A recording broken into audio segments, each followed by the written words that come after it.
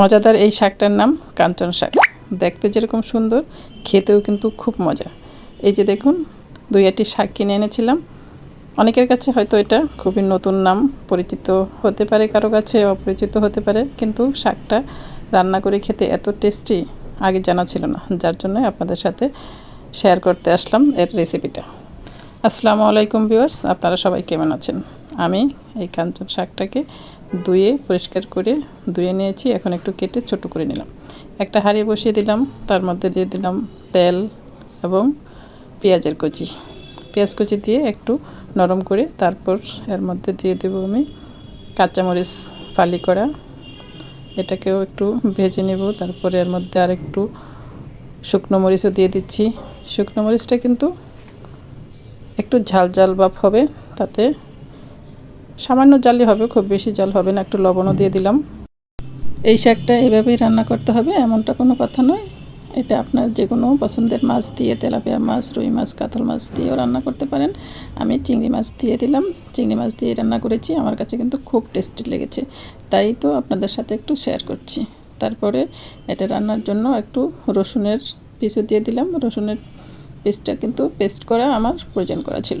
একটু রসুনের পেস্টটা ভেজা হয়ে আসলে আমি দিয়ে দিচ্ছি মরিচের গুঁড়া, হলুদের গুঁড়া, ধনে গুঁড়া।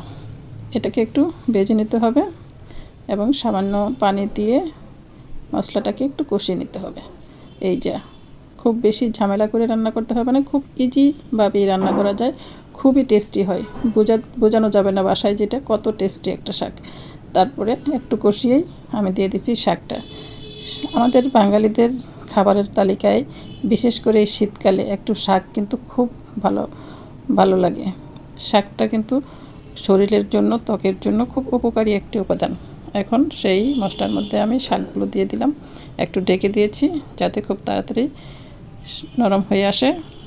শীতকালে বাজারে প্রচুর শাকের সমাহার দেখা যায়। পালং শাক, লাল শাক, সর্ষে শাক, লাউ শাক, তারপরে হচ্ছে কলাই শাক।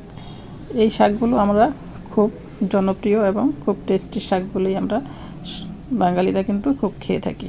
এখন আমি শাকটাকে ভালো করে নেড়েচেড়ে উল্টে পাল্টে দিচ্ছি যাতে সব দিক দিয়েই ভালো করে সেদ্ধ হয়ে যায় এবং নরম হয়ে যায়। তারপর আবার একটু ঢেকে দিলাম, খুব দ্রুত এটা সিদ্ধ হয়ে আসবে। শাক রান্না করতে করতে আপনাদের সাথে অনেক কথাই শেয়ার করতেছি। তো শাকের উপকারিতা সম্পর্কে আপনারা সবাই জানেন। আমি আশা করি সবাই বোধহয় শাক পছন্দ করেন। একসময় এই শাকটা এইভাবে খেয়ে দেখবেন, মানে এইভাবে চিংড়ি মাছ দিয়ে বা যে কোনো মাছ দিয়ে রান্না করে খেয়ে দেখবেন, খুব টেস্টি একটা শাক। পরিবারের ছোট সদস্যরা যখন শাক খেতে চায় না, তাদের জন্য এই শাকটা কিন্তু পারফেক্ট হবে। চিংড়ি মাছ দিয়ে রান্না করে দিলে খুবই মজা করে খাবে আশা করি। তো যারা আমার ভিডিওটি দেখছেন তাদেরকে অনুরোধ করব একটি লাইক দিয়ে একটু কমেন্ট করে যাবেন আর আমার পেজটি ফলো করে দিবেন। আমি একটু এখন ধনেপাতা কেটে নিচ্ছি, ধনেপাতাটা আমি শাকে দিয়ে দিব। আমার ভিডিওটি ভালো লাগলে অবশ্যই লাইক, কমেন্ট এবং শেয়ার করবেন এবং ইউটিউব থেকে দেখে থাকলে আমার চ্যানেলটি সাবস্ক্রাইব করে দিবেন। এখন আমি ধনেপাতাটা উপর দিয়ে ছড়িয়ে দিলাম, একটু নেড়ে চেড়ে আমি নামিয়ে নেব। আমার শাক রান্নাটা অলমোস্ট কমপ্লিট। ধনেপাতার ফ্লেভারটা শাকটাকে আরও অসাধারণ করেছে। তো সবাই ভালো থাকবেন। Thanks for watching.